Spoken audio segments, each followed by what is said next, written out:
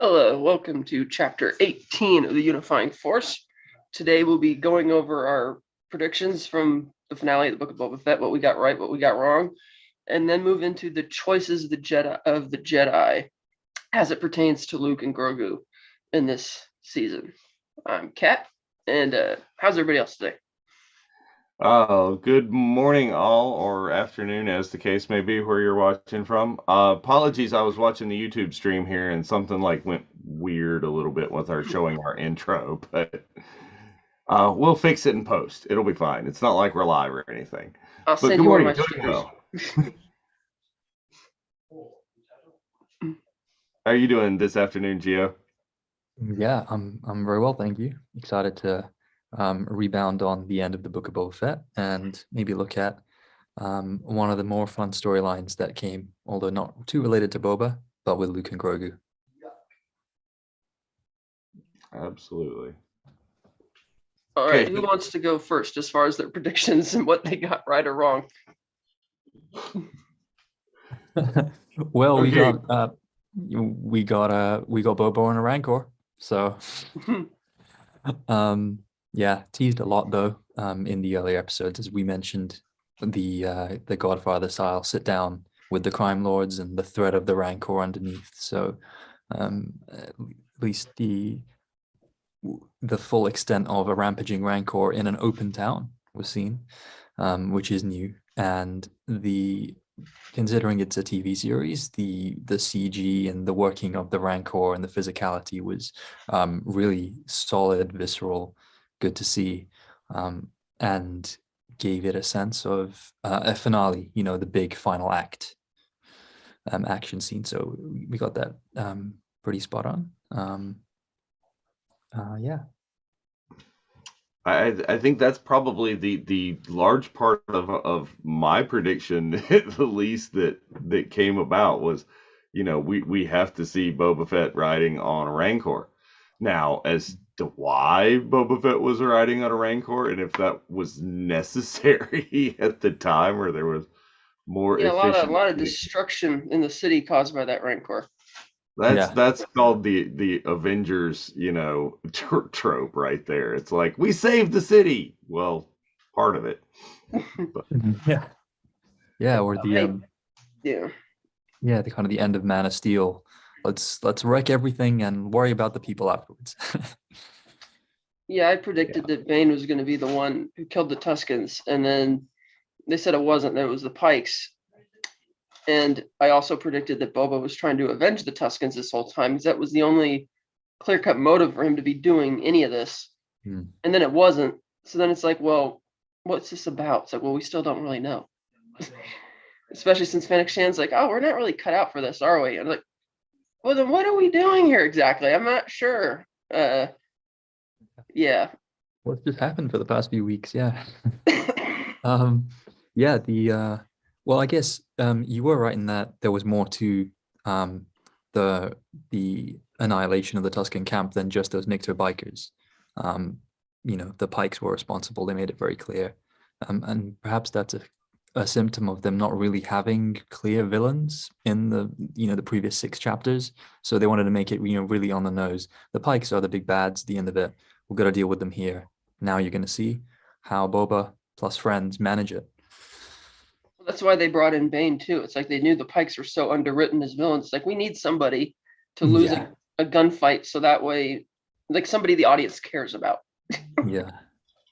So And I guess what would you guys say is bigger fan service? Seeing a Rancor rampaging or seeing Cad Bane, you know, for real in the flesh, so to speak, in the cosmetic flesh?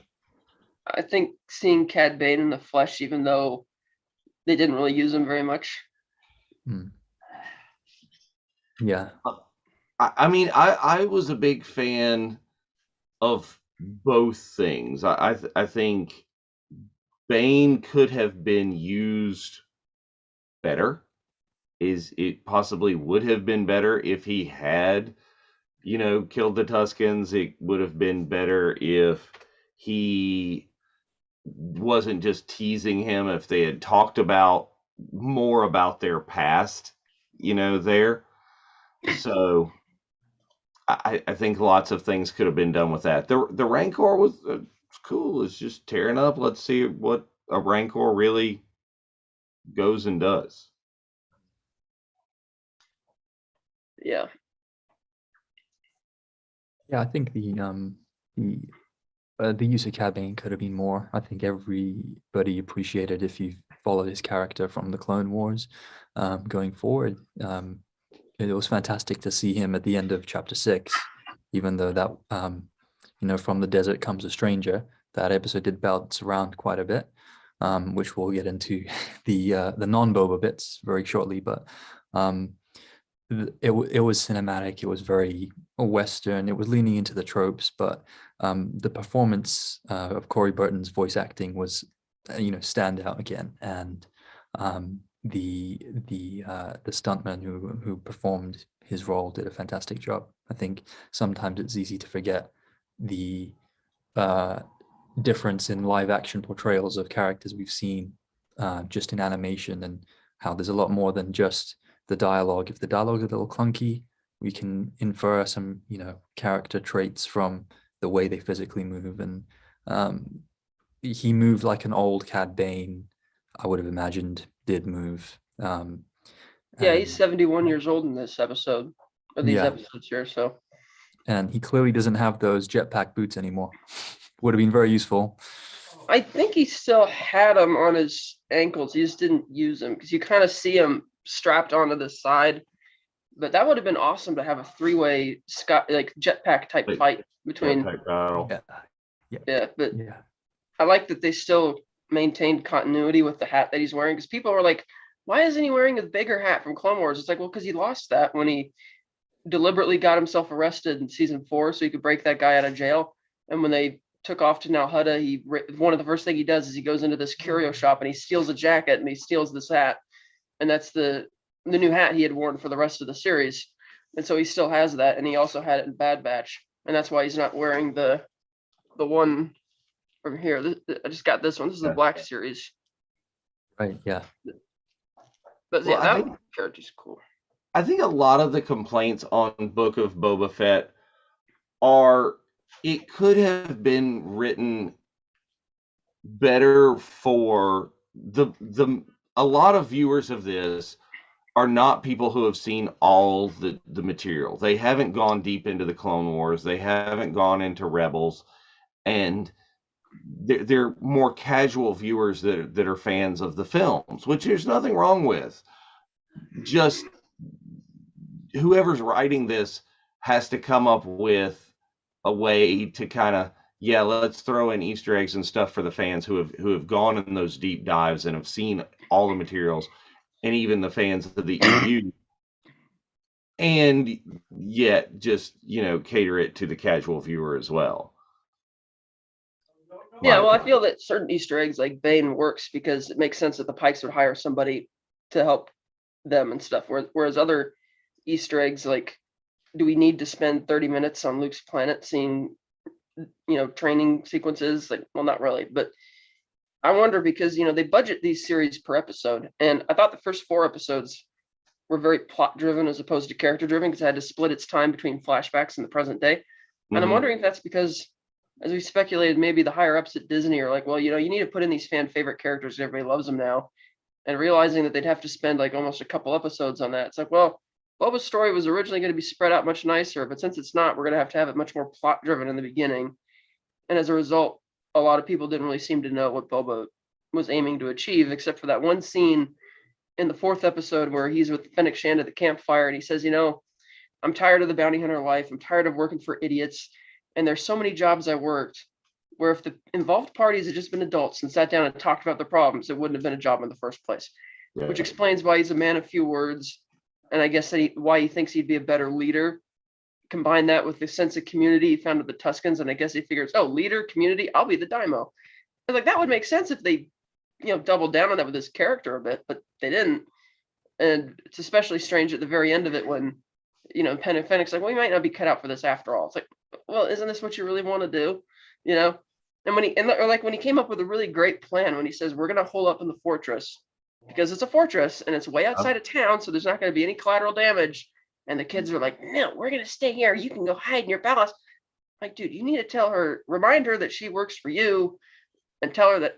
And to my, correct me if I'm wrong, but I don't remember seeing any civilians of Mos Espa throughout that climax. I mean, I remember seeing the citizens of Freetown, and then Pelimato came from Mos Eisley, but I don't recall seeing like any other regular people running or fleeing or in terror or anything like that.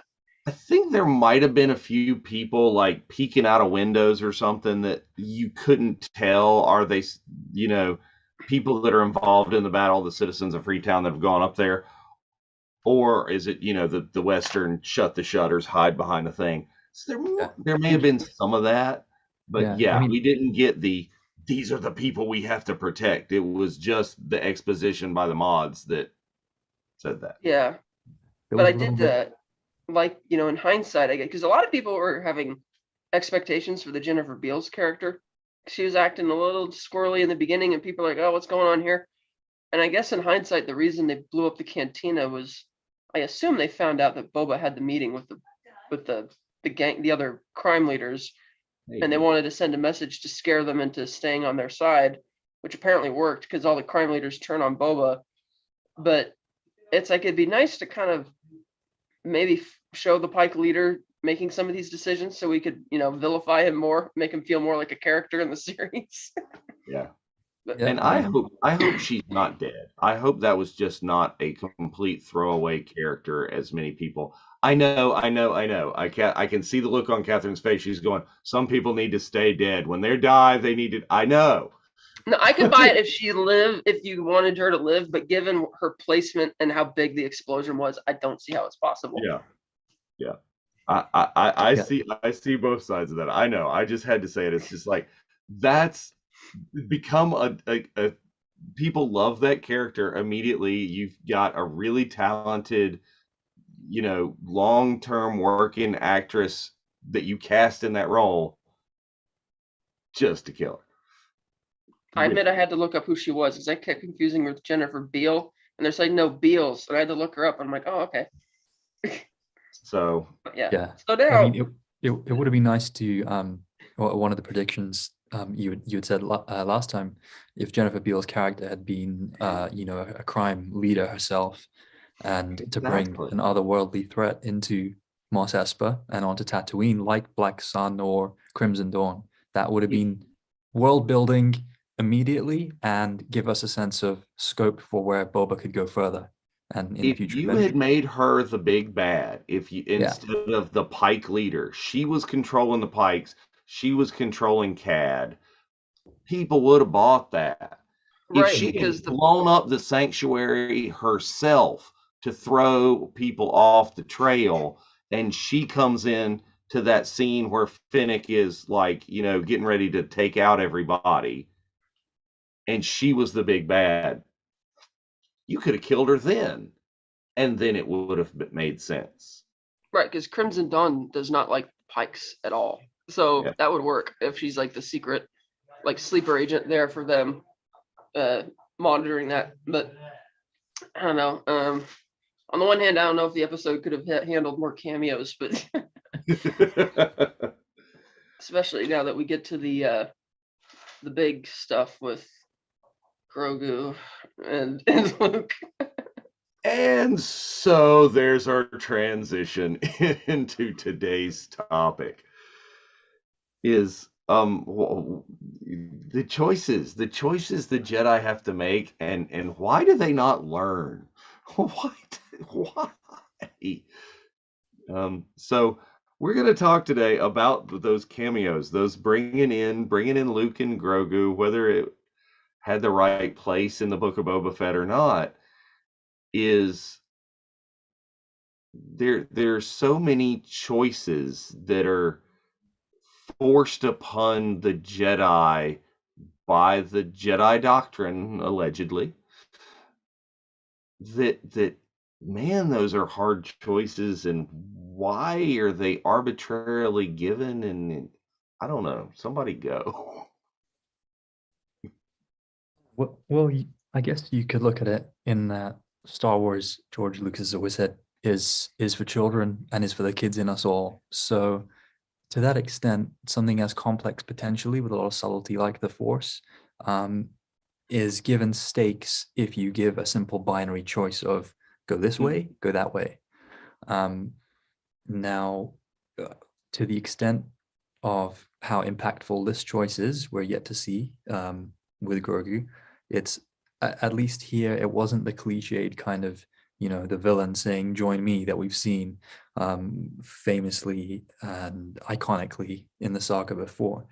This is more, at least, Luke actually says, this is an offering. I present you both these choices. There will be consequences of both, but Grogu, he's baby Yoda. He's 50 years old or a little more now, but he has the psychology we're led to believe of, an infant, a baby, to some extent. So he needs the simplified choice. One could argue that Luke gave him a very simple left and right decision, the way of the Jedi, the way of the Mandalorians, and at least gave him agency at such an early part of his lifetime, which we know, as Luke reminds us, the big issue here is a short time for you, Grogu, is a lifetime for somebody else. If you were to stay with me in this temple, in this academy.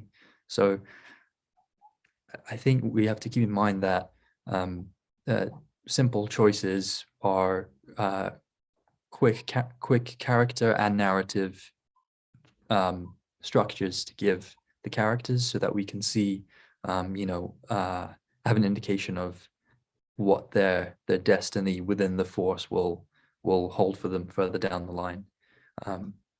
It's simplistic, but it works. And given Grogu, baby Yoda's age, then presenting a simple choice like this does fit.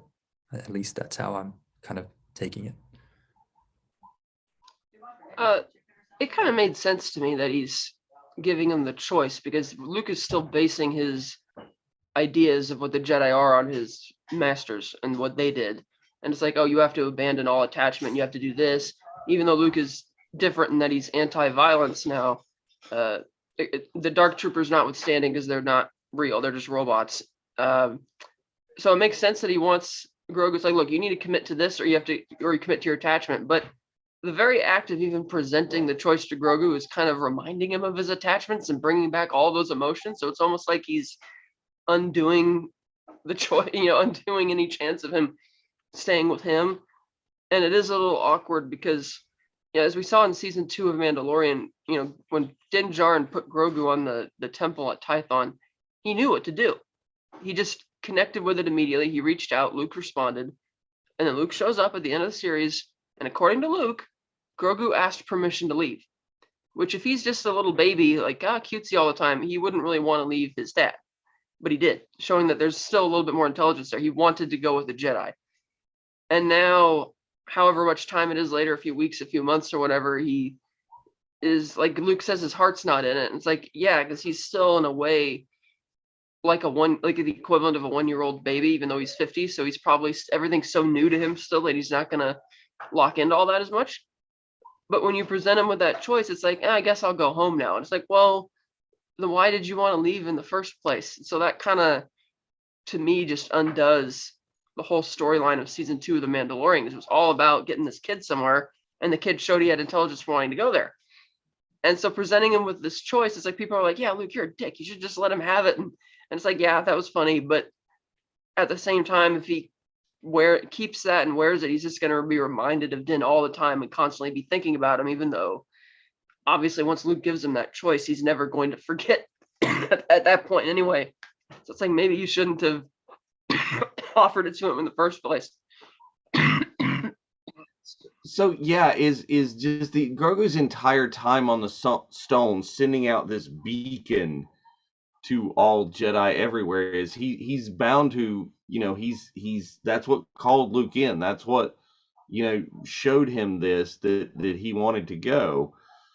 But it's another thing too, is it's kind of a time jump deal. How much time has passed here? How much time did Grogu spend with Luke? And then you got to juxtapose that with how much time did Luke spend with Yoda before he made this same choice? Well, so is the choice as simple as the Beskar or the lightsaber, or is this Grogu knows that his friends are in trouble on Tatooine? Is he making the same choice that Luke made to go help his friends on Cloud City? Well, if he did, they didn't clue us in that he was to be aware of any danger. But I checked, and it says this series still takes place in 9 ABY, which means it's the same year that Luke came to pick him up. And I've heard different accounts for how long Luke was on Dagobah. Some people say it was 6 weeks. Others say it might have been 3 or 4. So it's kind of up in the air. And with Luke being the way he was, like more cranky kind of on Dagobah, and I can imagine that feeling a lot longer than just 6 weeks to him. So Grogu, I mean, if they wanted to go all in on Empire Strikes Back, because they certainly were homaging that a bit in the training sequences, then they could have had him sent, because when he sees Din fly away, he shouldn't really know that it's Din unless he can actually sense him being there. And if he did, maybe if he could sense that he was in trouble, and maybe they could have added something to that, but it didn't seem like that was the case. Because that would actually have made a bit more sense for the story, to say that the reason he's going is because he thinks Dad's in danger. I have to save him. Right. No, that was exactly going to be my point. I was just holding it back. As you mentioned, though, when Luke presented the choice to Grogu, that shot of him seeing the N1 starfighter was a quiet shot. It was just after Luke had presented him with that grand view of, this is the wider world, and the Force everything is in balance. And if you feel the Force flow through you, you will find that balance. Then it cuts to Ahsoka and Din. Then we see the next time with Luke and Grogu. Grogu's kind of on the shoulder, and then just kind of motions with his hand to the distance as the starfighter takes off. So to me, just reviewing that moment made sense that Grogu would have reached out in the Force, felt Din's presence, and would absolutely have influenced his decision to return to his surrogate paternal family. And yeah, we could read into that reaching out in the Force. Just a little earlier, we've seen that Luke has this very powerful thought force power where he can restore the memory of somebody. He restores the memory of, arguably the absolute most traumatic scenes from Grogu's life. But the Operation Nightfall, storming of the Jedi Temple, seeing Jedi fall to the clone battalion, the 501st. But maybe, to me, that explains and justifies how quickly Grogu goes from, a little hop to doing all the flips just a little later, in evading the remote, being able to replicate those Yoda-style acrobatics.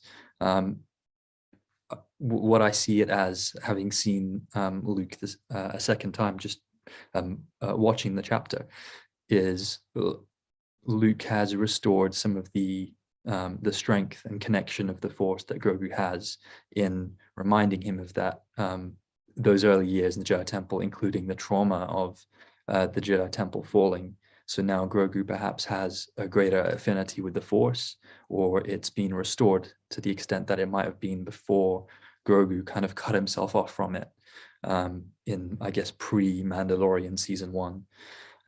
And we've seen through the progression of season 1, he's begun to use a little bit more Force power, and he's absolutely more powerful in the finale of the Book of Boba Fett, because he can absolutely calm the mind of a raging, rampaging Rancor. So to me, these things, to an extent, we can say we might be inferring a little or a lot from little moments, but because we know that Dave Filoni and Jon Favreau were very much on board with that penultimate chapter, and it was directed by Dave Filoni. To me, those little nuances, every little scene, every line of dialogue, to me, has a lot more purpose and weight than it might have done in other parts of the Book of Boba Fett. And I think these pieces of the puzzle do fit together nicely if we step back and have a look. Right, but then also when you have like Grogu on Tatooine, it kind of also checks all the boxes and making the case for why I thought it was a bad idea for him to join Din again, because Grogu nearly gets killed several times. And it's like, seeing as a lot of people are kind of assuming, and I think correctly so, that the third season of Mandalorian is probably going to revolve around the Darksaber and the different parties having an interest in it, is it really a great idea to be carrying this kid alongside you into like a war zone, figuratively speaking, all the time? It's like, I don't know about that, because you saw how that was kind of turning out on Tatooine. But as far as whether Grogu's choices will lead him to the dark side, I don't think so, because he wasn't really with Luke very long. Like with Anakin, it's understandable, because he left his mother for a specific reason. I'm going to come back and save you and all the slaves. And he was gone for 10 years.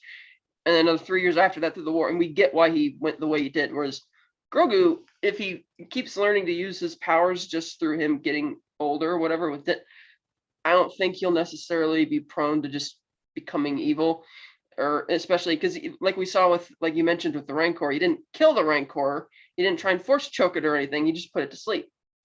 And same thing in season 1 of Mandalorian, when the Mudhorn was charging at Din, he didn't kill it, he just held it in place. Granted, Din did end up killing it, but so Grogu doesn't seem to be prone to violence too much. The only time was when he force choked what's her name, Jaina Carano's character, when they were doing the Cara Dune, that's right, he force choked her because they were doing the arm wrestling match, and she thought he was in immediate danger. But it seems other than that, he's not really prone to doing those things. And if Din Djarin is going to keep Grogu by his side, then I don't think his attachment to him would end up being a problem, unless he leaves again and goes to join another, Jedi, back to Luke's temple, and starts having to be forced back into that non-attachment thing. So that's some of the question about where do we go from here? What's going to happen? Is I was reading before the show this morning that in a lot of other Star Wars groups, people are talking about, what this choice is, and is Grogu, by his nature and by what he's demonstrated, a better Jedi Master than Luke, because he's shown, Luke put in a pit with a Rancor. Luke just killed the Rancor. Grogu chooses to do it non-violently, is commune with nature and do that. Are they going more towards a non-Jedi Force user that is the way, right? Ahsoka is a citizen, but still a very strong Force user. Broom Boy was introduced, an obvious Force user, though not, super powerful and lifting a broom. Is that the way of the future of Force users in the galaxy? Are they not aligned, Sith or Jedi? They just use the Force. Yeah, there's all sorts of Force, because of course, as we know, the Jedi are a religion. You don't start out born a Jedi, so Grogu could end up becoming a bit more like Ahsoka in that way, a bit neutral. Oh, yeah. I mean, just look at how quickly his decision was reversed from the finale of season 2. To decline um, Luke's offering of becoming his first student at the academy. Perhaps he definitely has enough years ahead of him to make a choice of finding a balance maybe between the different lifestyles he's been offered by the Jedi Order, by Din Djarin, and then again by Luke Skywalker. He might be presented with these choices again later on. And who's to say that, it is a case of him leaving one completely for the other, but rather maybe he's rediscovered some of his Force identity and his strength and connection to the Force, and he can use that in adventures to come, in aiding Din, in aiding maybe a refounding of the Mandalorians as a group, and maybe as a strong presence in the galaxy, rather than just scattershot different almost sects of belief, as we've seen from, you've got Bo-Katan and the Night Owls, you've got Pax Vizsla and the Armorer, of what remains of the Coven, which again was presented in quite a clandestine quasi-religious element. Actually, thinking back on it, the Coven was very much a religious kind of presentation in the rituals and the ways in which they are have a specific identity and have some strict codes and rules that you don't break, and if you do, you're no longer considered one of them. It's, I guess, a good parallel that existed very strongly in the EU with the Old Republic and the clash between the Jedi Order, the Sith Empire, and the Mandalorians. It was almost seen as three different religious orders or groups with ways of managing the galaxy, managing power, managing planets, and managing armies to protect their way. I mean, I'm not saying they're at all going to go for a three-way galactic civil war with Mandalore in the center, but I'd be all for that if we saw something like that. And the fact that you have now Grogu, a character that blurs the line between Mandalorian and Jedi, presents itself with some exciting opportunities going forward. Absolutely. I mean, it gets a little crazy, but who was the last Mandalorian Jedi? Oh, that would be the creator of the Darksaber. Grogu is the Mandalore. No, please. He needs to learn. So I'm reading the comments in the chat here, and Frank's thinking a lot about, think about Yoda's lesson to Luke regarding failure. Is that these are these kind of things that Grogu's got to fail some to learn. And is, like we mentioned a little bit earlier, Grogu's path going to echo Luke's path? The teacher becomes the master the student, and because we've got this juxtaposition of Grogu looking like Luke's master, even if we find out eventually that they have nothing to do with each other than being the same species. So those kind of things going on. Or we'll have Mark's worst nightmare, and we'll have Grogu deciding to go back to his home planet to start his own.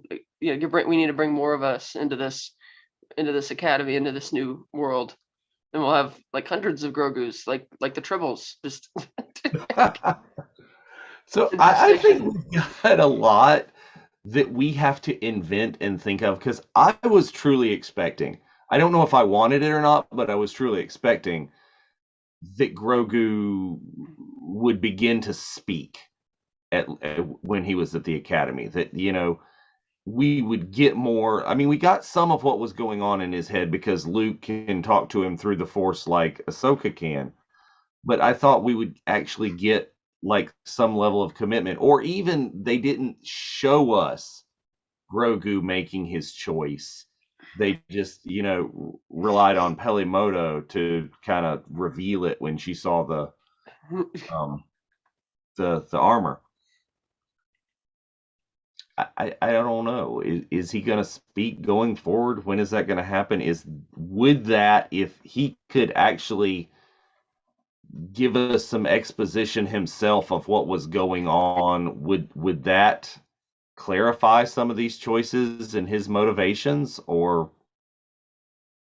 Maybe. I mean, I think he's gonna have a growth spurt before he starts talking, because I'm trying to picture the little baby looking all like a little baby and talking.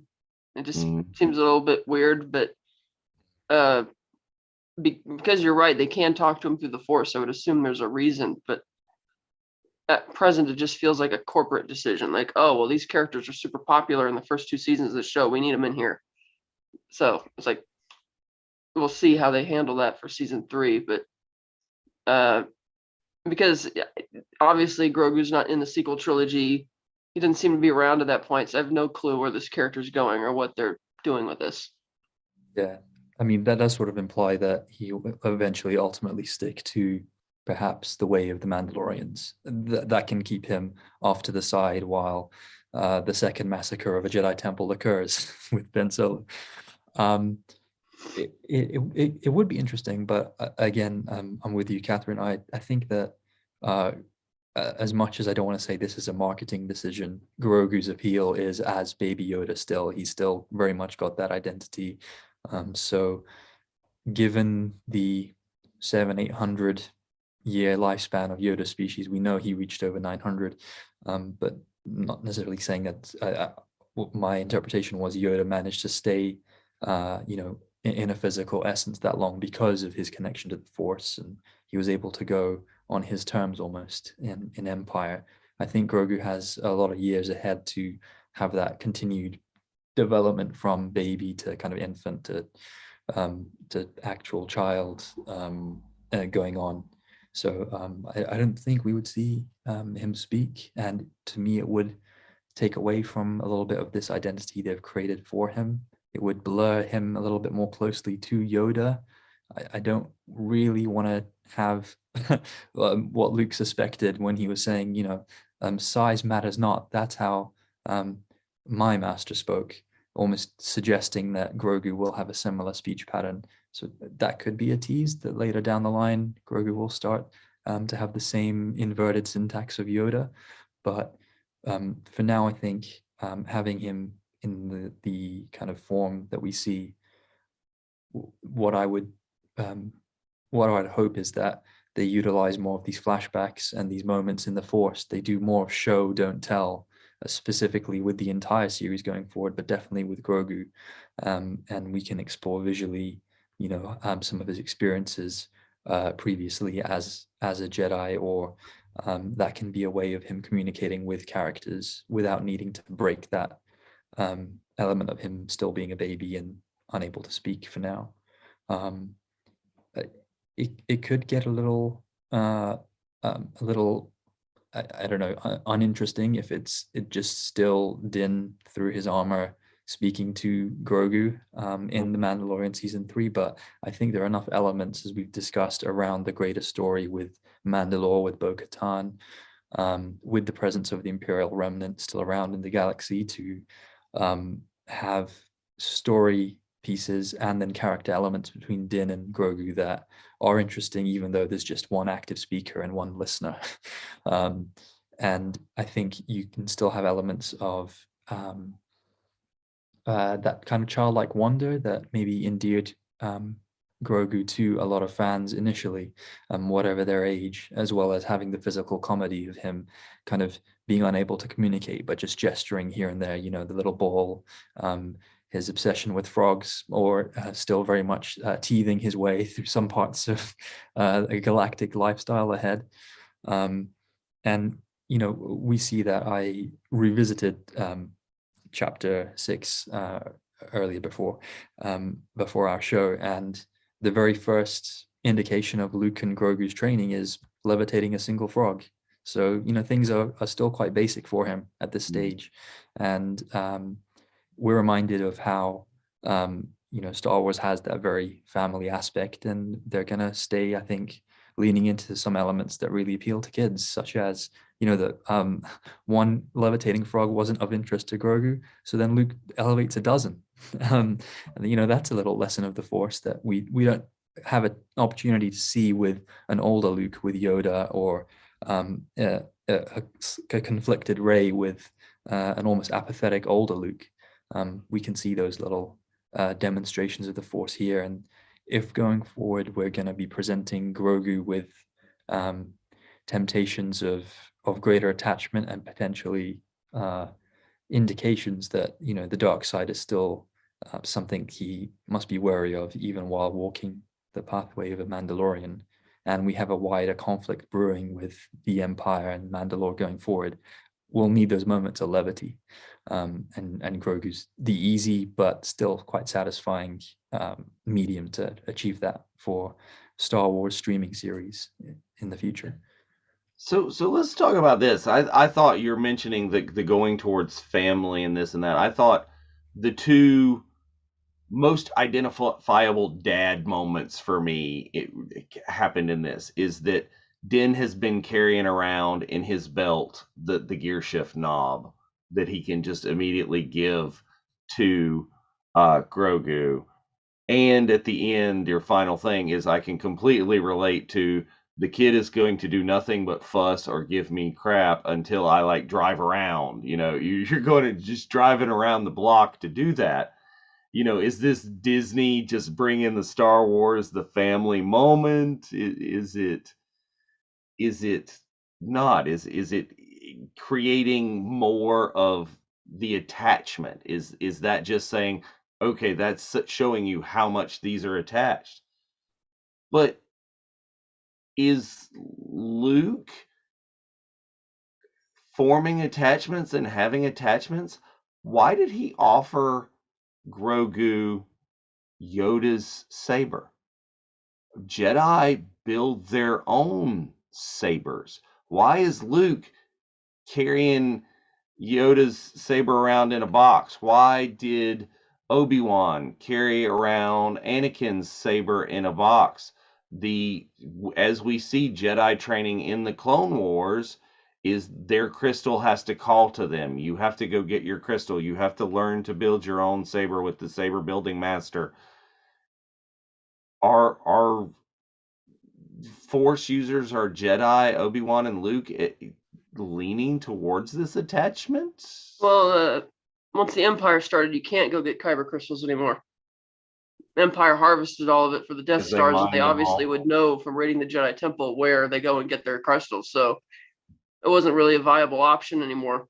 And plus, in the original movie, Obi-Wan says your father's lightsaber and gifts it to him. So that was kind of in the canon before they came along with the traditional method in the prequels where it calls to you and all that. But this also has to be a different lightsaber entirely because Yoda lost his in the Senate chamber fighting Sidious, and that one was later liquidated on Mustafar by Vader in the comics. So I guess Yoda built himself another one somehow with all the swamp parts or whatever I think. But right. I don't know. It's like maybe he waited till Luke got there and built it with like spare parts from R2's toolkit or something. I don't know. Yeah, R2 threw out a lot of Yoda threw out a lot of things. He was rummaging for quite a while before he was interrupted by Luke and R2. So, maybe a kyber crystal dulled its way over many years and was. Yeah, Mike's saying that kyber crystals exist throughout the galaxy. So no saying they're not kybers on Tatooine or on Dagobah or on what planet is the temple on? I think some people have said it's Yavin. Is it Yavin? No. Oh, Luke's new academy. Yeah. Yeah, I mean in EU it's Yavin 4. I don't think it's been confirmed yet with the current way of Disney's things, but it would make sense to me if it were. I think it would be not only crowd pleasing, but a nice homage to taking the best elements or some fan favorite moments of the EU if it were the new Jedi Order Academy on Yavin 4. It's good to see the ecosystem of a forest in Star Wars again after seeing a lot of desert dunes in the Book of Boba Fett and in the sequel trilogy. And the actual construction, the materials, the stones they used were reminiscent of the elements that the native species on Ahch-To that Luke finds himself in with the first Jedi Temple and doing that sort of research. They looked quite to share quite a resemblance. So I think maybe taking elements from EU and from Disney canon together to create something that has a little bit for everyone, if not exactly what or the direction that some of us might want it to go. I was going to just add one thing. We discussed this before, the use of mementos and physical objects in Star Wars is a recurring thing, not just between the Jedi. Although if we look at some of the cultural inspirations behind the lightsaber and traditions in our world of the reverence of swords in spiritual groups and religious orders, we've got the Camelot Excalibur type thing. In English mythology, you have I think the Qajar in Turkic cultures and what was important in the Ottoman Empire, the sword, the kirpan of the Sikh spiritual tradition. We see these elements reflected, and then of course the samurai and the importance of a katana and how there's a sense of honor in conferring and transferring the honor between master and student through the blade, through the use of handing over a weapon. But then also, the dice between Han and Leia in The Last Jedi, and the camera was happy to linger on it a little bit in Solo, A Star Wars Story. You had Padme's locket that Anakin handcrafted for her. Was the last time we saw Padme in her funeral march. She had it on her body as she lay, and that was a key element of, I guess, the unspoken relationship sometimes between Anakin and Padme. We didn't have too much time on screen, and what we did was clunky. That attachment is a part of life in a way. Ahsoka was very clear to Din, actually, when he first arrived on the unnamed forest, maybe Yavin 4 planet, where Luke had Grogu, that I warned you, she says, that attachment, your attachment to him, will bring you back and will be something that you feel very hard to let go of.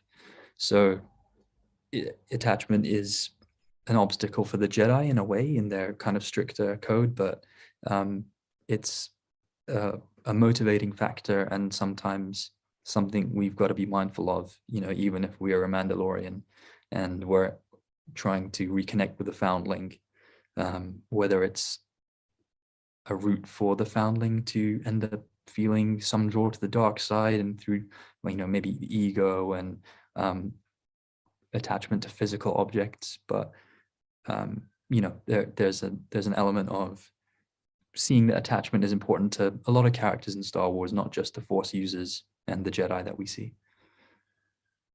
Yeah, I mean, I think you're going towards a completely logical place, that where attachment is important to the Jedi, they just kind of are denying it because that fear of losing, fear of loss is the path to the dark side, if it even is. But that Mandalorians embrace this sense of family and community, because Din from the beginning is donating parts of his bounty for the foundlings, Din being a foundling. That the covert is coming together as Mandalorians together in hiding, and doing things communally for the betterment of the Mandalorian community.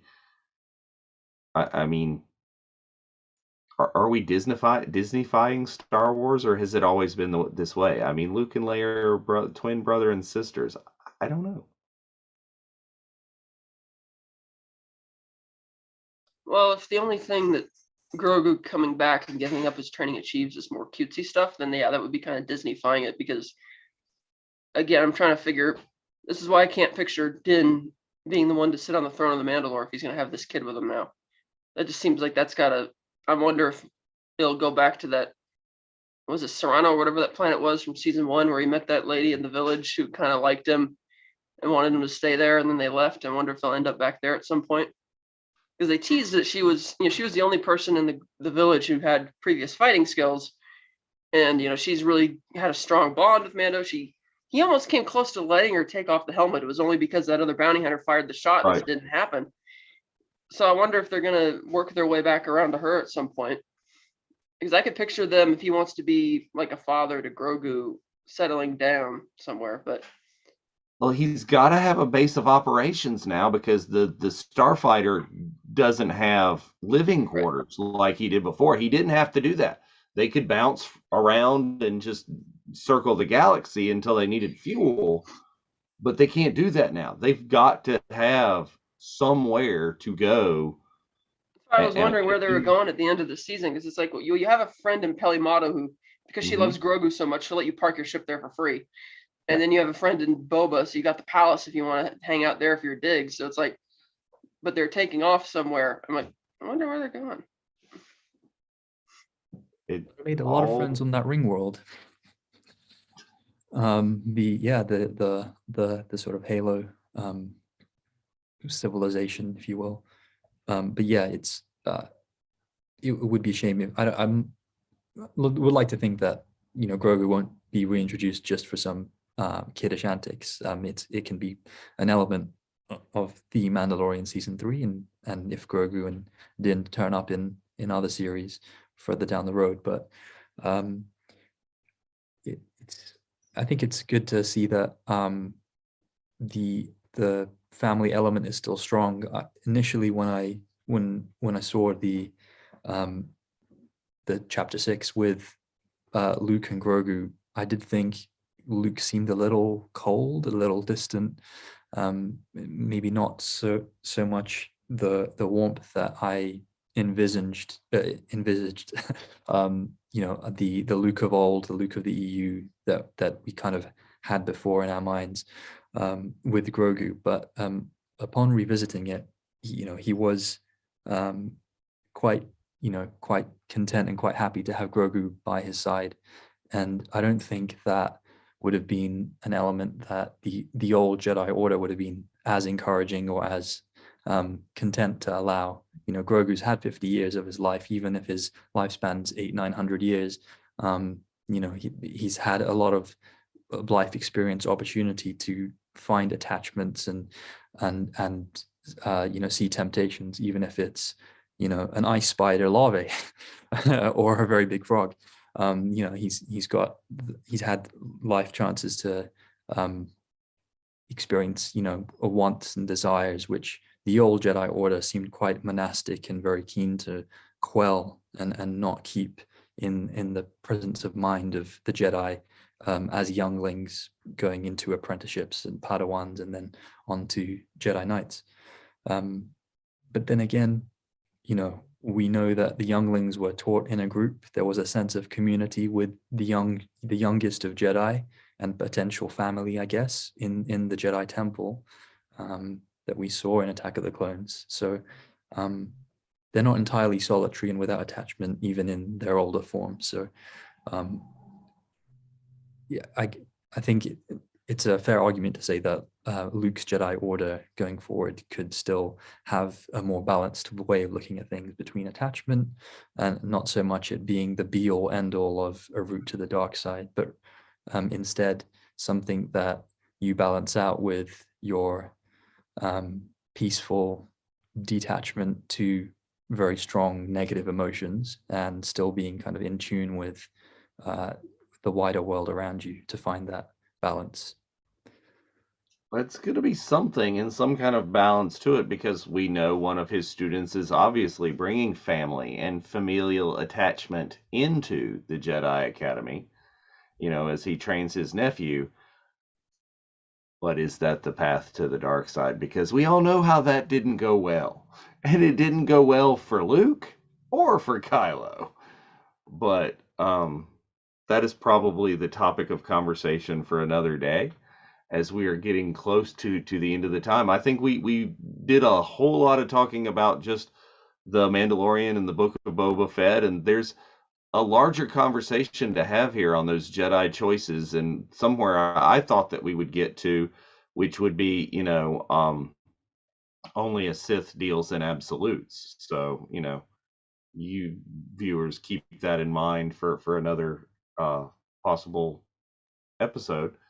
And a lot of people, Frank and Toddy, are mentioning in the chat that, a lot of what exists is what we think is going on in Grogu's mind, what we think is happening, where we think this will go.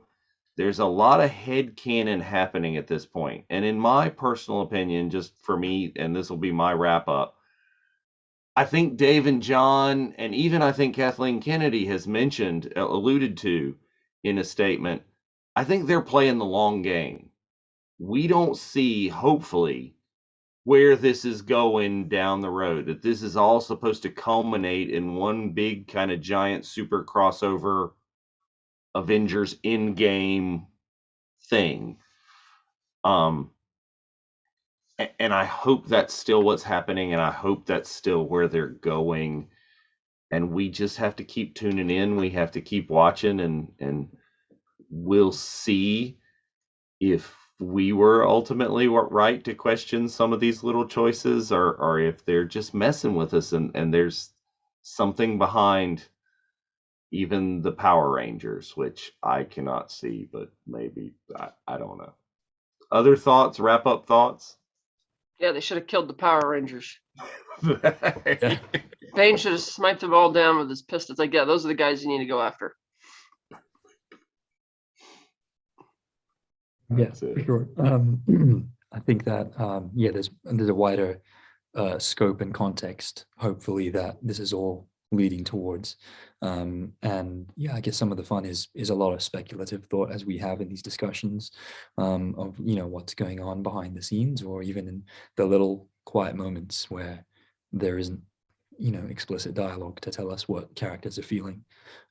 I hope that the Book of Boba Fett and the Mandalorian continue to do more show and not tell for some story elements, because it did feel quite on the nose. Just to circle back to reflecting on the Book of Boba Fett finale, characters explaining what's going on as we're seeing it on screen. Give us a little more credit as an audience to see things unfold, and we can pick up on subtleties or infer what we want, and not take too much of the mystique away, even if it's just characters not having to monologue to explain what we can already interpret going on. But yeah, there were elements in The Mandalorian season 2, absolutely, which, let's not forget, there's the whole wider story of the Imperial scientists cloning technology, taking a sample from Baby Yoda, and the facility on Navarro, I think, that Grief Karga, Cara Dune, and Din managed to escape from. So The Marshal's going to be back. Oh yeah, of course. we're gonna get Cobb Vanth back. So there's more stuff going on. There's this episode, or this last episode, it tied up a lot of the loose ends that we saw coming, but it left a lot of ends still loose. There's a lot going on still in this. So lots to further discuss on other days.